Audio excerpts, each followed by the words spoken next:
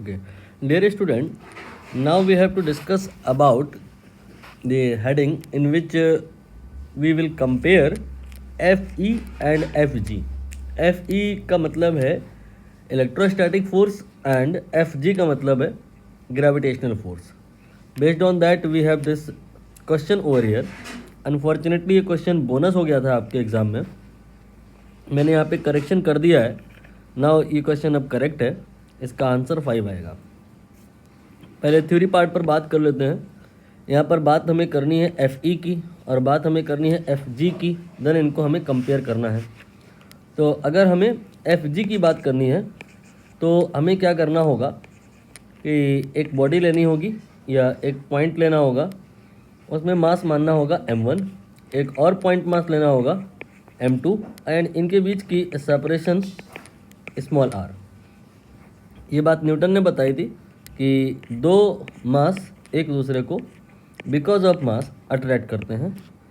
Formula होता है g m1 m2 divided by r square, जहाँ पे g की वैल्यू ये हमें याद करनी पड़ती है 6.67 10 की पावर -11 इन SI यूनिट. ये हो गया FG का बात. नाउ FE की बात करेंगे. इसके लिए हमें दो पार्टिकल कंसीडर करने पड़ेंगे, उनमें चार्ज कंसीडर करना पड़ेगा.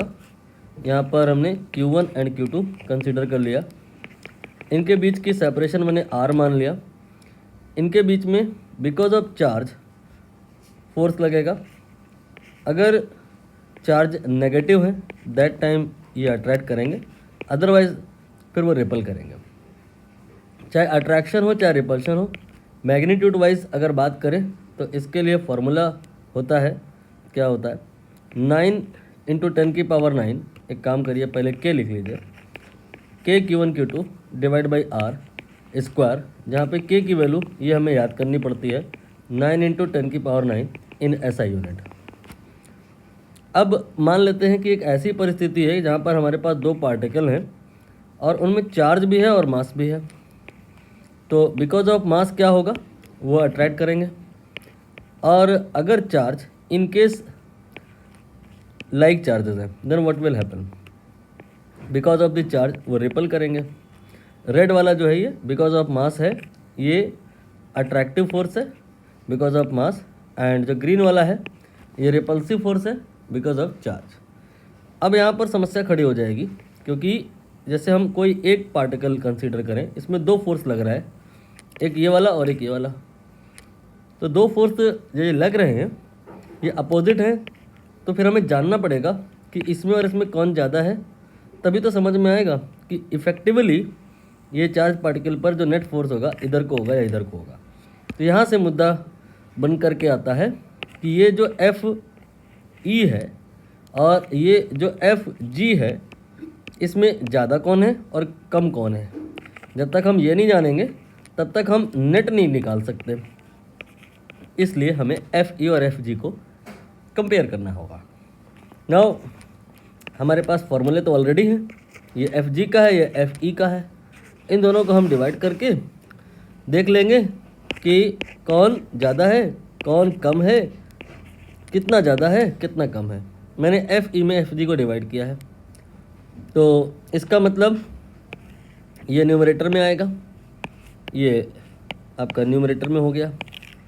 इसके बाद में ये वाला टर्म ये डिनोमिनेटर में आएगा, ये डिनोमिनेटर में हो गया.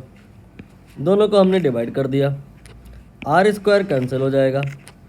तो FE अपॉन FG क्या आएगा, K/G.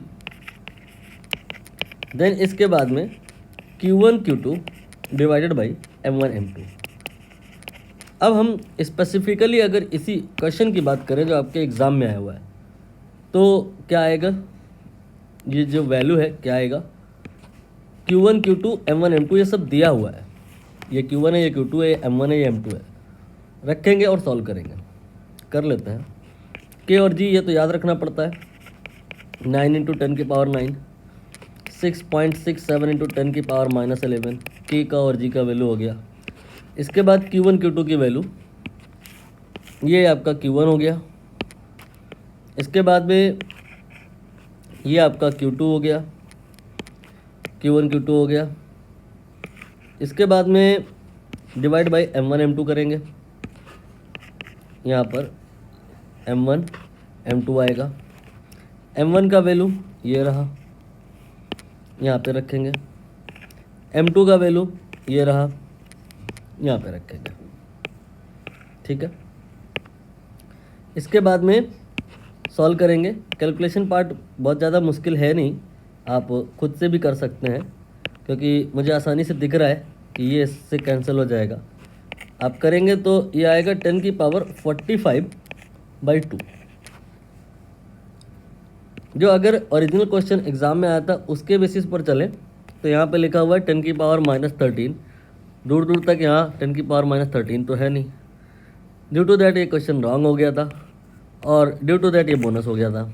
बट मैंने करेक्ट कर दिया है। मैंने कहा है कि आप जो आ रहा है उसको p × 10 की पावर 14 के बराबर कर लें, 44 कर लीजिए और अब सॉल्व करिए। तो ये आपका p का जो वैल्यू होगा 10/2 यानी कि 5 आ जाएगा। ये हो गया आंसर। पिक्चर अभी क्लोज नहीं हुई है, यहाँ पर अभी फाइनल वर्डिक्ट नहीं आया कि ये ज़्यादा या ये।